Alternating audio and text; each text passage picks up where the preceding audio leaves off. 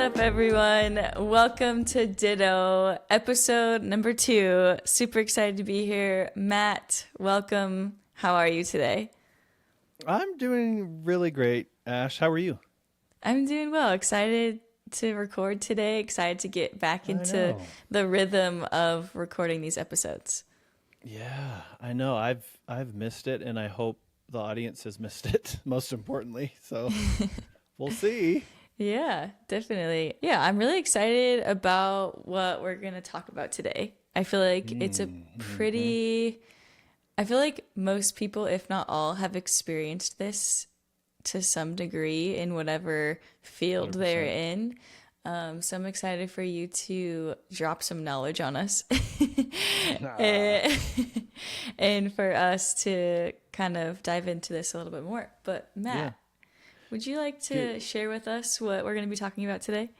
yeah. Would it be cool if I became a hip hop artist, if my name was Knowledge Dropper Knowledge dropper. Yeah, I or think that would be. K Dropper, and I could like hold the K up like this? Is that cool, Yeah, or is that I mean, really dumb? I feel I'm just like if you're teasing. committed to it, you might get a few followers. I know, right? I think it would be Yeah. enlightening. I have a random question for you before we get into this. Like really, really random. Okay. Ready? Do you do Wordle? I used to, but I haven't been doing it recently. You need to get into it again. Okay. I, they have your statistics, right? Like after you do it, Mm-hmm. it shows you what your percentage is and everything. I have played it, Ashley, 466 times. Wow, that's I didn't impressive. realize that until this morning. I'm at a 95% winning rate, which is pretty good, I think. All right. And my max streak is 71. Wow, that's really impressive. So I'm going to try to get to 100 here soon. Maybe you should start and we can compete against each other. Yeah, you don't have a huge head start or anything, but yeah, I'll try and catch up. We'll see if we can compare like starting now and moving forward. We'll compare our stats. Okay. But you Well, have to be consistent with it every day, right? There's a new word, so we'll yeah, I compare know. each Okay, other's maybe Jeff winning and I rate. used to do it every night together before bed. We would do the Wordle together, so maybe we'll hop back on the train. Okay, do it, and then let me know. Okay, Okay. should we get into this? Yeah, let's do it. All right, like Ashley said, everyone, I strongly believe this is something that we all experience in any domain, whether it's professional or personal, work related, relationships related, you name it. And it's called, or at least in pop culture, imposter syndrome. But the literature, at least originally back in the late 70s, there was an American psychologist or psychologist, I think it was two people, I think by the name of Pauline Clance and Suzanne Imes, I think is how you say their name. Anyways, late 70s, they first coined this term, and it was imposter phenomenon back then. But nonetheless, what does it mean? I think we've all heard it. And I think at least in my conversations with people, whether they're students or people outside of kind of the literature research realm of things, they say, yeah, I had imposter syndrome when I was in XYZ domain. And it's like, well, what do you really mean by that? Essentially, this is kind of the definition, at least from Pauline and Suzanne's research back in the 70s when they first started. It's essentially a cognitive belief in yourself that you believe that others overestimate, that they overestimate your competence. And so oftentimes this can be described as, I'm going to get found out. Like we have this weird fear of being found out, essentially being found out that we're not competent, that we're not good enough, that we're not educated enough, that we don't have the right skill set, et cetera, et cetera. And so as a result, we experience this phenomenon of being an imposter. And so, I mean, to give you an example, I heard this a lot, and I even experienced this very, very personally and very real in my PhD program. And I think I've shared this story before, but nonetheless, I think it's a good illustration. Here we go. I remember sitting, it was like the first month of my PhD program, and the teacher in a roundabout way said, you are all here as PhD students because you're A students and school is kind of your thing and has been for many years. And I was like the only one that spoke up and said, not me. It's never been my thing. I've never been an A student. I've been like a B- student most of my life. I don't know how I got into a PhD program. Anyways, it was I was being fairly facetious at the time, but walking out of that classroom, of course, I was like, God, am I an imposter? Like, am I going to get found out that I'm the only non-A student in this entire cohort? And so, I mean, that for me was my example. But you can, again, point to this with business and leadership positions or even management or lower tier positions. You can 100% point to this in sports. And I know Ashley has some experiences that I'm sure she can share here in just a minute.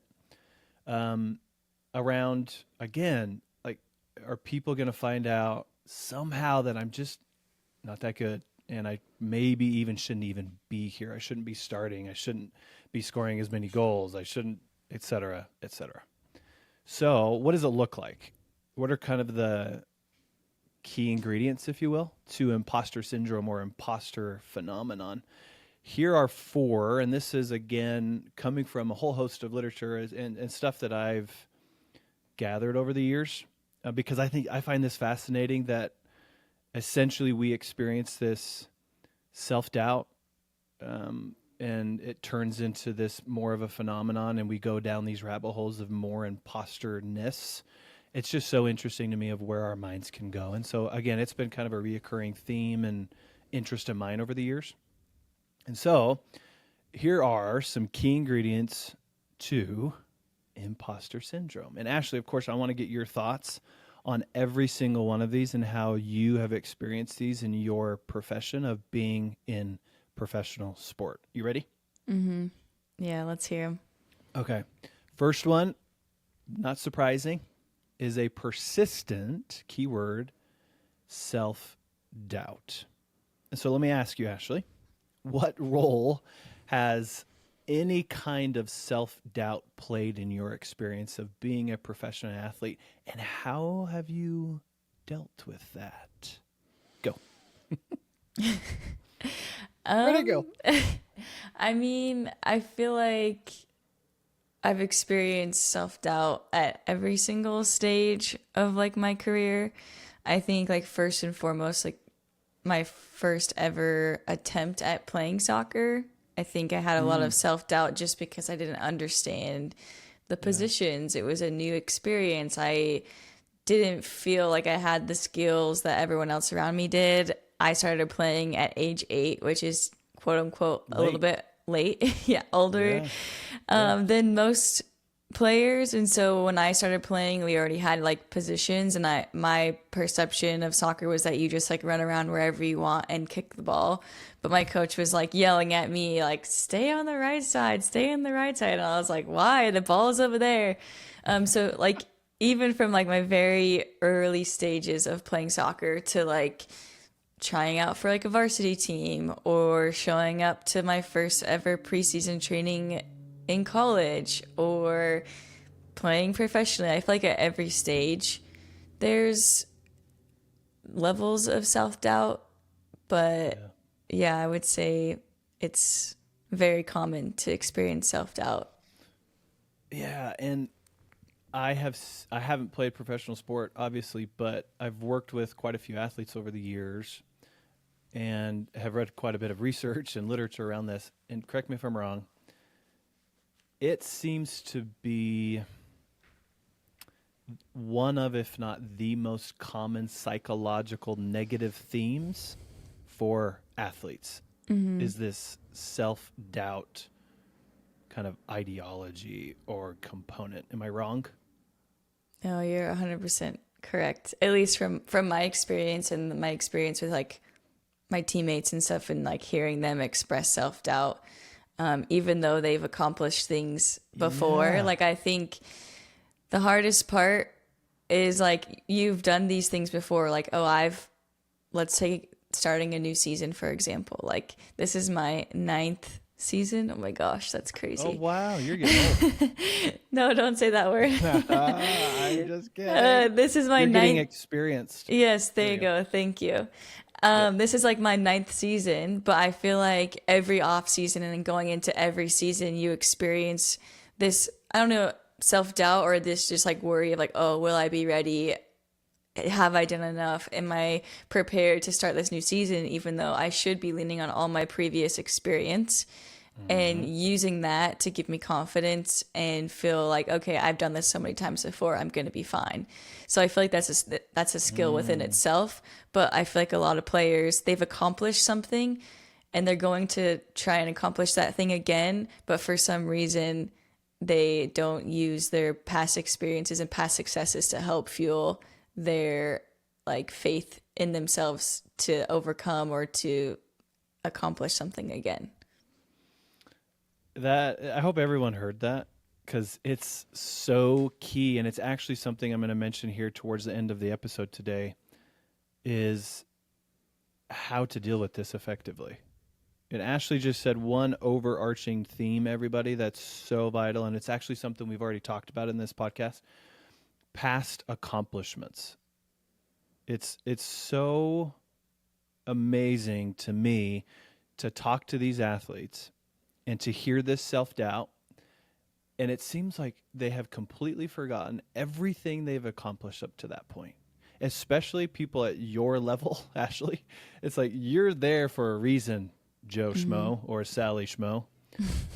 You've like think of all the steps that you've had to accomplish to get to where you are, but nonetheless, it's this intermittent kind of persistent experience or phenomenon of self-doubt that you as a human being, we as human beings experience. And it's so, again, unfortunately amazing to me to see people forget that. And so Mm-hmm. oftentimes, everyone, again, you just have to go back psychologically, time travel just a little bit, and go, oh, I have accomplished some things. I have done this before. I've done hard things before. And it's amazing how that one very, very strong source of self confidence can, in a way, destroy, at least in that moment, that self doubt so that you can move on and not be debilitated and frozen by it. Am I wrong? Mm-hmm. No, you're not wrong at all. So that's one source. And we're going to go over some of these sources in just a minute. But I think that's key, at least, especially in answering this first ingredient of a persistent self doubt that's contributing to this imposter syndrome. You want to hear ingredient number two? Yeah. Okay. Number two, and there's four again. Number two is attributing success to external factors. Interesting one. What are your thoughts, Ashley? Um, I mean, yeah, I feel like I've experienced this. I feel like I've heard other people experience this when you go to like a kind of compliment them or give them a pat on the back for something that they did really well. And their response is, oh, well, it's just because so Mm-hmm. and so didn't do their job. Or, oh, the only reason why I scored a goal is because the keeper slipped and the ball went in. Whether that's right or wrong, it still doesn't take away from the fact that you accomplished what you accomplished. And I think we give more power to those external factors and therefore take a lot of like power and positivity and excitement away from what we've actually accomplished. And therefore we attribute success to all these external factors instead of building our own self-confidence and building just like our skill set to be able to see like and acknowledge when we've done something well. Yeah, couldn't agree more. I think the huge danger in this ingredient is what it does for the individual or individuals moving forward as they go about trying to accomplish anything. If Mm-hmm. you're consistently or persistently attributing success to external factors, the psychological toll and energy that that's going to have moving forward is going to be so negative. And it's, yes, it's this fine balance of humility, right? Mm-hmm. And confidence, but you have to have some sense of that, both of those things, to be able to accomplish anything moving forward. If you're continually attributing success to that person or to that thing, anything outside of you, it's really hard to have any kind of self-belief moving forward, Yeah, it can right? become a really dangerous habit really quickly, and Totally. it can become a cycle that is really, really hard to break if you get lost in it. And I've definitely gotten lost in it before, but I think you need to be able to acknowledge that and break that cycle so that you can then move forward and attribute your success to like the work that you are putting in. Yeah, couldn't agree more. Yeah, this particular ingredient reminds me of growth mindset versus fixed mindset. And especially as it pertains to the maturation of an individual and the evolution of their skill set within sport, for an example.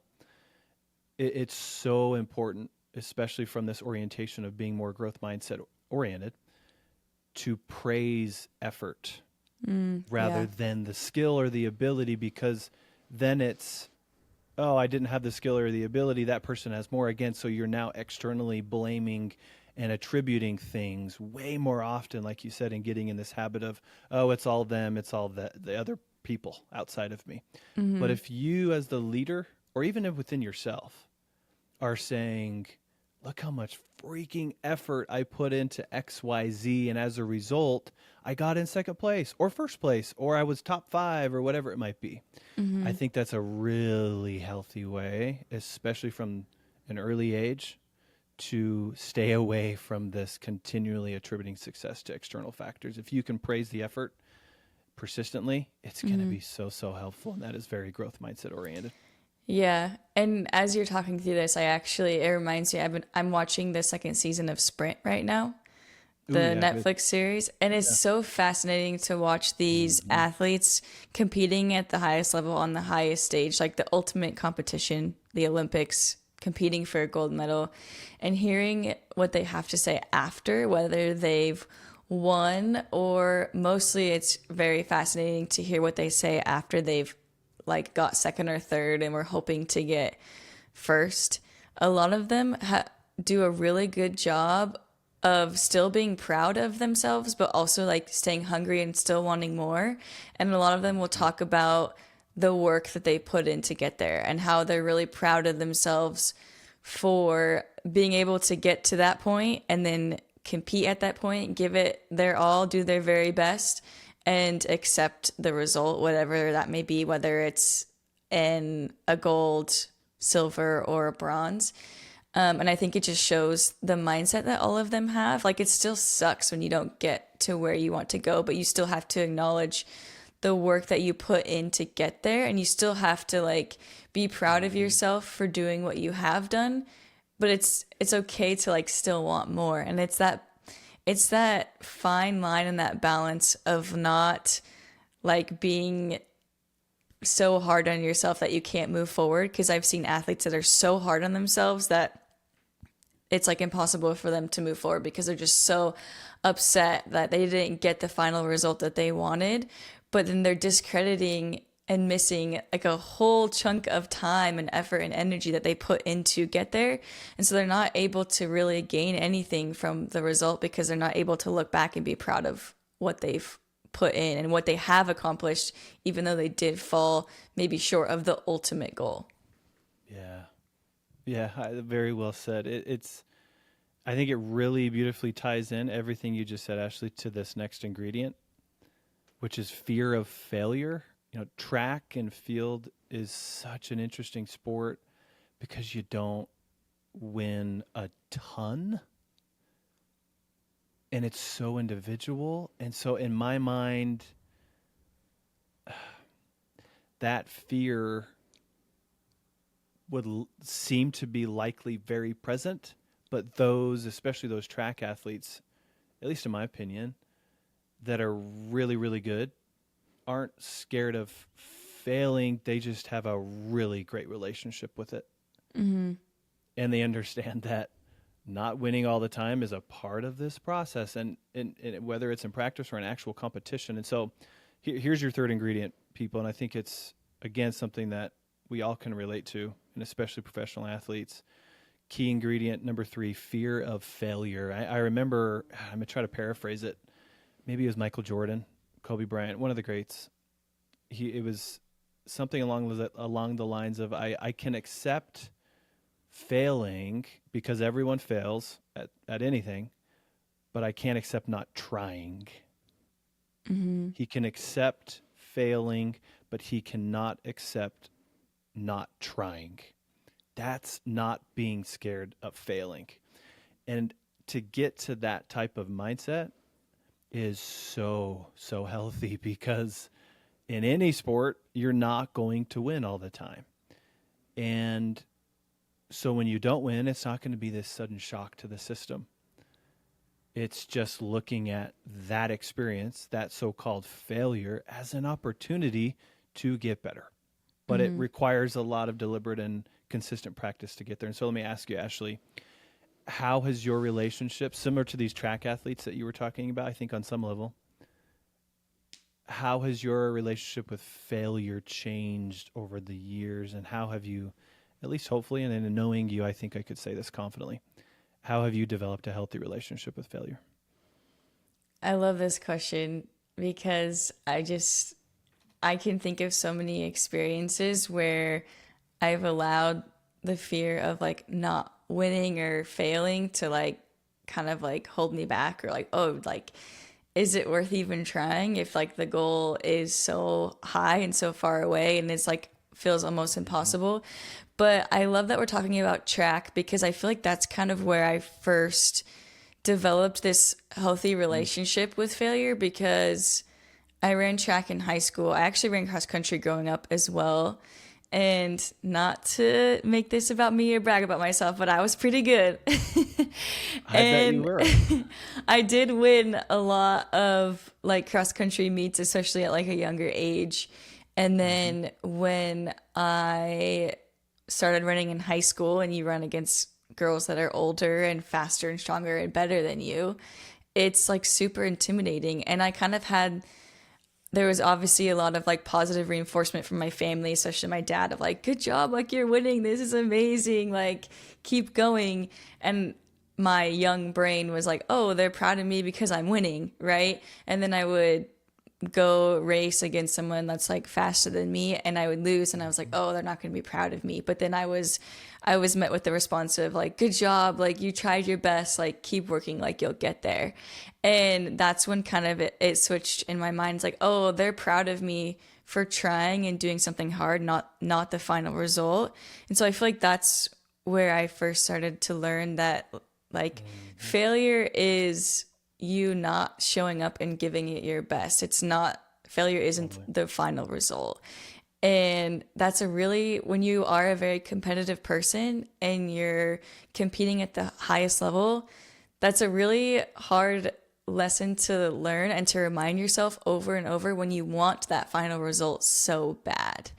So I feel like this is a lesson that I'm constantly like trying to remind myself, even like day to day with like training. I feel like I was actually talking to Jeff about this in the car on the way home from the airport. He picked me up. We just got back from Florida, but I feel like I used to allow how I perceived that my training session, how it went, to like bleed into like the rest of my day. Like, oh, I didn't score every single goal, or my team in practice didn't win, so therefore it was a complete failure. Like that training session wasn't up to my standard. It's okay to have a high standard, and I've always had a high standard, and you should always have a high standard, especially if you want to play at the highest level.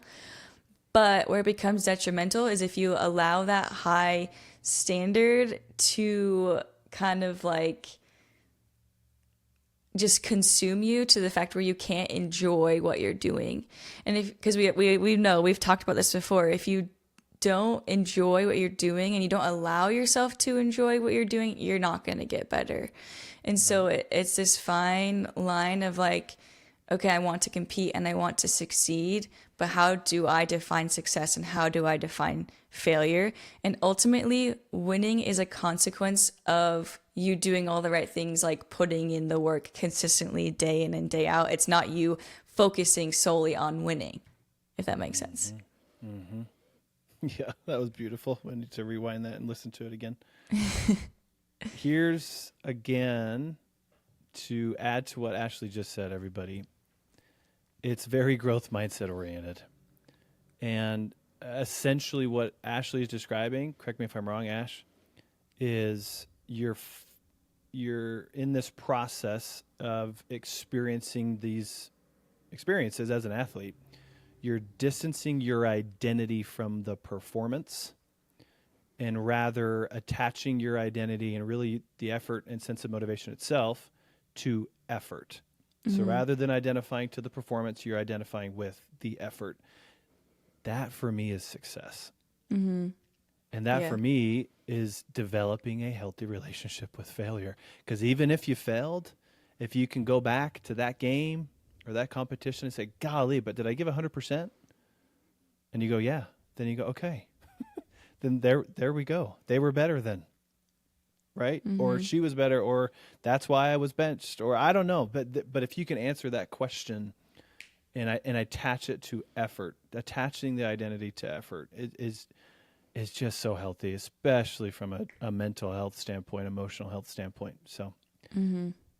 it also, I think, bodes really well, and or at least couples really well with this last ingredient of perfectionism.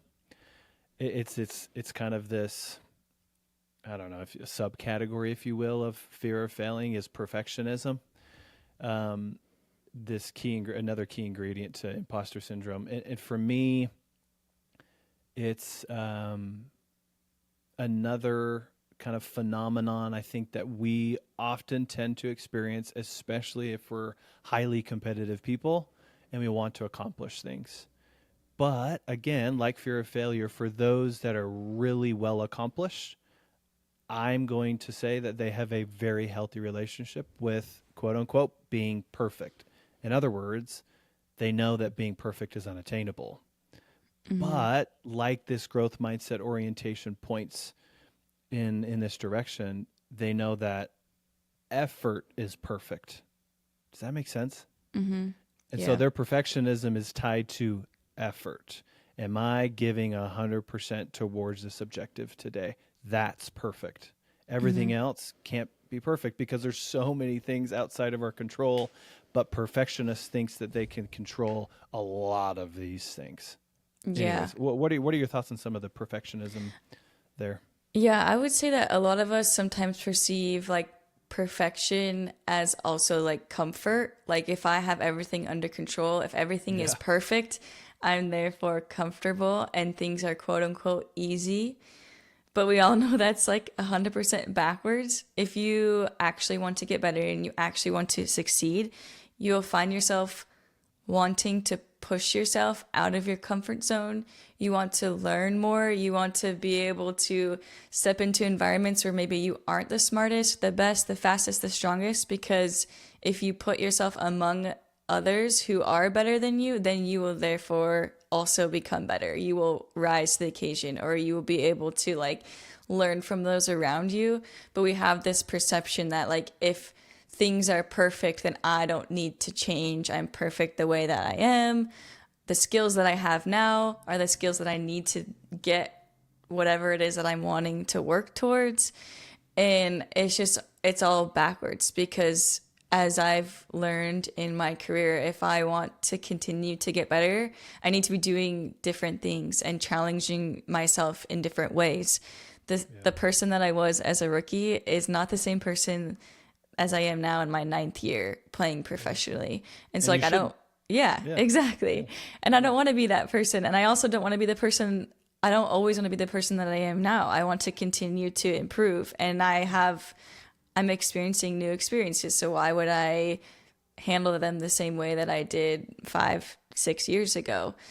So I think Mhm. it's just this like reinterpreting what like perfection is, because in my mind perfection is not having everything together, but like doing your best to see those moments of opportunity where you can like put yourself out there, where you can push yourself to the point of like, okay, like I'm probably going to make a mistake, but I know that this mistake is going to help me learn, and it's a mistake or a lesson that I wouldn't learn if I didn't like put myself out there, if that makes sense.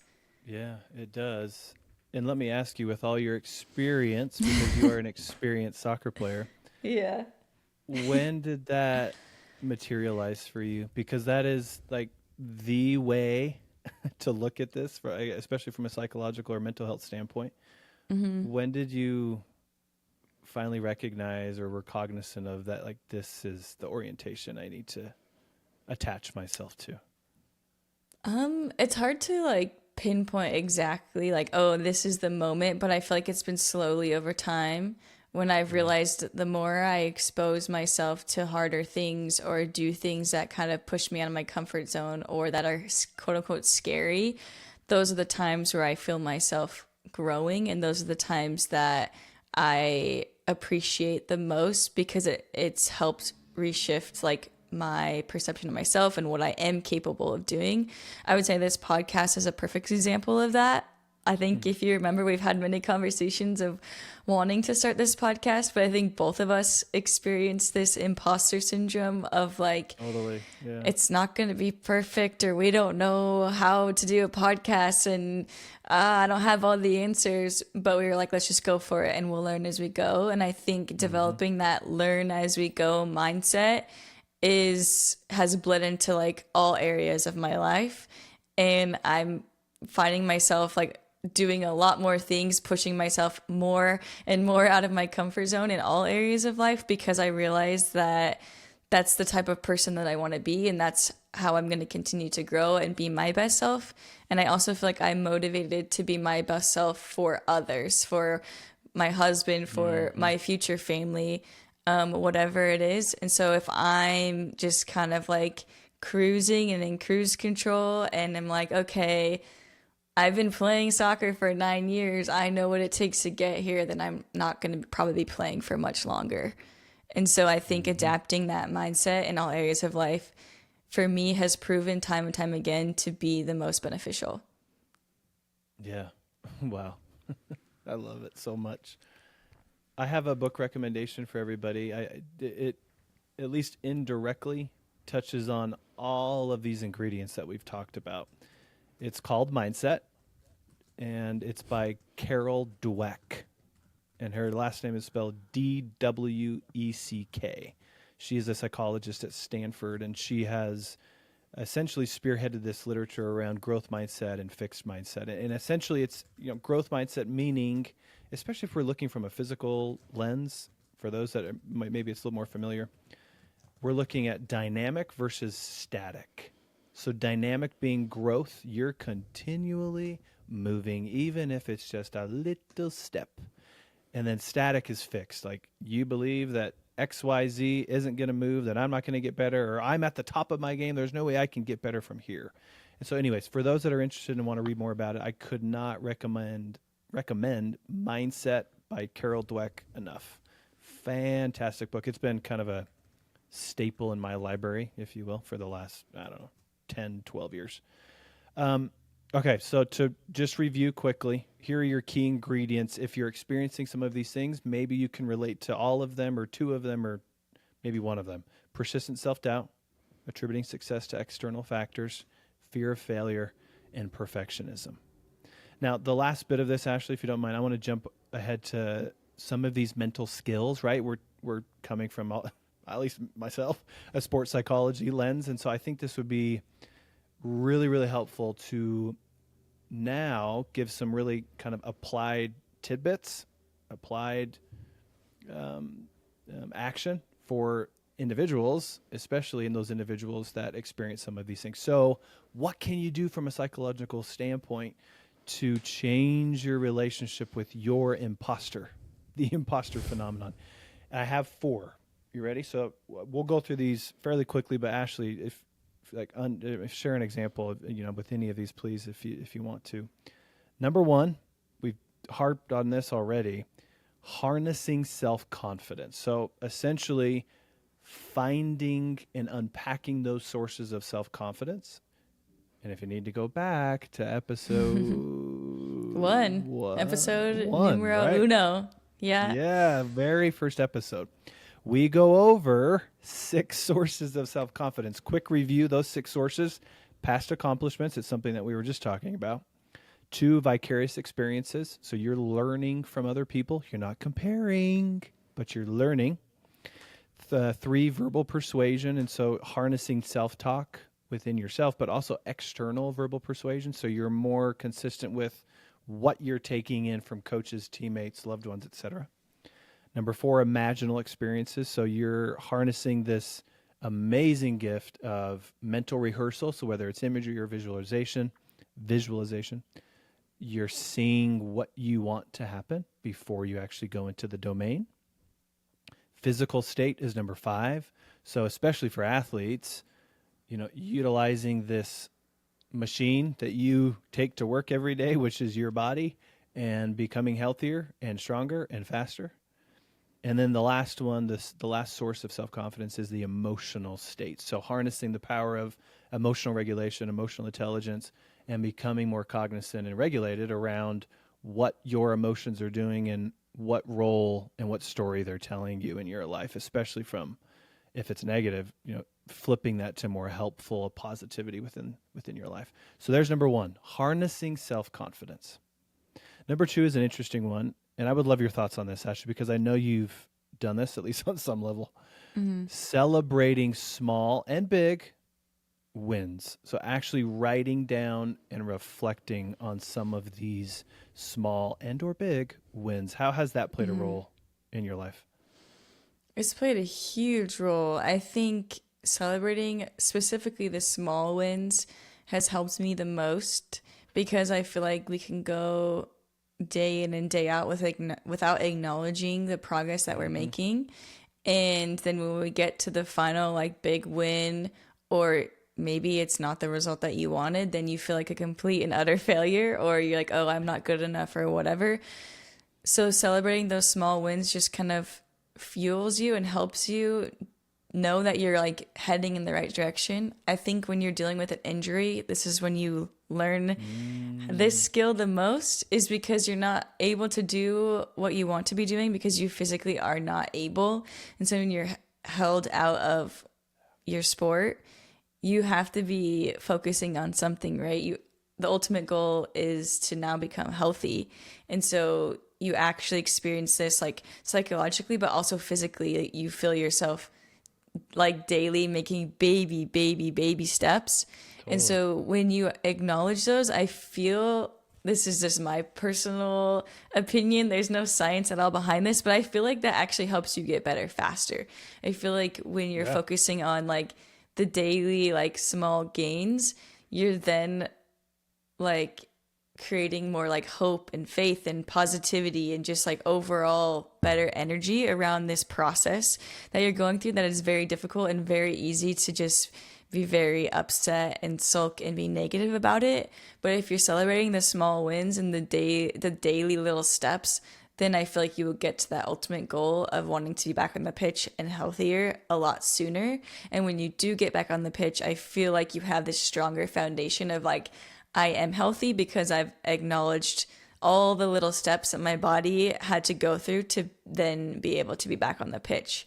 But if you're just holding out until being cleared to be on the pitch, then I feel like you also kind of have this like, am I ready? I don't know. I'm not sure. That's because you didn't acknowledge all the steps that your body and your mind just went through to then be back out on the pitch. I love all of that. The part I love the most is how that activity can be such a wonderful psychological readiness tool. You said don't wait to celebrate your win till you're done with rehab and you're back out on the pitch. Start preparing now psychologically by celebrating the small wins, by range of motion with your knee, by how much you're squatting, by whatever, so that you psychologically can be prepared for when you actually do accomplish whatever it is you're trying to accomplish, like getting back onto the pitch. I love the kind of psychological readiness piece to that. Love it. Oh, Yeah. beautiful. Okay. That was number two. Number three, this one's one of my favorites because I hear this all the time. You're asking yourself, what could go right with the situation, not what could go wrong. I think we way more than we should be asking, or we're asking ourselves, oh, what if this happens, or what if this goes wrong, or what about this, or what? It's like, well, flip the coin. What could go great? What could go right? What if you do actually succeed? What if you surpass your goals? Like, start to shift, kind of what Ashley was saying, shift perspective of what you're asking yourself and what you're saying to yourself, especially in terms of, well, what could actually go right? Because we tend to, especially with this imposter syndrome or phenomenon, ask what could go wrong way more than we should. That's contributing or feeding this syndrome or this phenomenon. Mm-hmm. Okay. And then this last one, we've talked about it. It was in the ingredient, changing relationship with failure. So you're accepting the reality of your situation. You're not being Mr. or Mrs. Positivity and clouding everything that's negative outside of your life. You're just accepting what's going on. And that most importantly, you're accepting that perfect is unattainable, but you're attaching yourself to the perfection of effort and putting more time and focus in the effort, not in the wins or losses. Mm-hmm. Okay. I'm going to wind down now. We're going to kind of slowly tie a bow on this because I think we've covered a lot of kind of the things we wanted to. Would you agree, Ash? Yeah. Yeah. Okay. No, definitely. Here's kind of my winding down thought, and then we're going to go over, of course, our ditto of the day, our DOTD. So here's my last thought. Based off of these mental skills that we just shared with you, I want you to reflect on kind of your own imposter. Become familiar with that internal imposter, because I know we all have it on some level. Accept it, recognize it's there, and then do something about it. Apply some of these principles or some of these mental skills that we just talked about. Sound good? Okay, Ashley, what final thoughts do you have, and kind of go into your DOTD? Yeah, I love that. I love that what you just said about finding your own imposter. I feel like a lot of life and the process of life is also just learning more and more about yourself. The beautiful thing about life is that we're constantly changing, we're constantly evolving, we're constantly learning and growing. And so I think the more that you can learn about yourself and your tendencies or the way that you think or the way that you approach situations, then you'll have this ability to better recognize this imposter and not let it get in your way, or to use it to your benefit by acknowledging it. So I think all the themes that you shared of like how to overcome imposter syndrome are just so applicable to a lot of things in life. So I know that we're going to be seeing a lot of these themes and these resources and like over and over throughout this season. So I'm excited to go back and reference them. But I think as we go into my ditto of the day, I think I'll have to say what you said in number 2 is celebrating your small and big wins. I think celebrating small wins is such a good habit to get in life in general. I feel like if you're not reflecting on your day, even if it's just a normal average day, I think you're missing out on those small wins. A lot of the times like before I go to bed, I have a small journal that I have that has like little prompts in it, and it will just tell me like, what happened today? How did you feel? What's something you're grateful for? Like really, really small things. But I feel like that, like in that moment, I'm able to reflect on the day and pick out the small wins or appreciate the things that may seem like mundane, but they're actually like really important and really special, and small wins that really amount to a lot of my joy and happiness. So I think for me, my ditto of the day is recognizing those small wins. Beautiful. I think it's so helpful. I'm going to similarly lean on some of these mental skills for my ditto of the day for you all, and that is harnessing more self-confidence to combat or change our relationship with this imposter in our lives. And so my invitation or my ditto of the day is to pick a source of self-confidence, and I want it applied in your life. My favorite source, and really the strongest source of the 6 that we listed previously, is finding past accomplishments, big or small, reflecting on those, and then finding the crossover, the relatedness from that accomplishment to what you're trying to do or what you're trying to accomplish now, and apply it and utilize that power. So there's my ditto of the day. Amazing. Thanks for sharing. I really enjoyed this conversation. Me too. We're going to put the book that you recommended by Carol Dweck, Mindset. We're going to put that in the show notes. And we're going to be doing a better job of adding those notes so that people can reference the things, mostly the amazing books that Matt recommends. One day, maybe I'll contribute something to the post show notes, but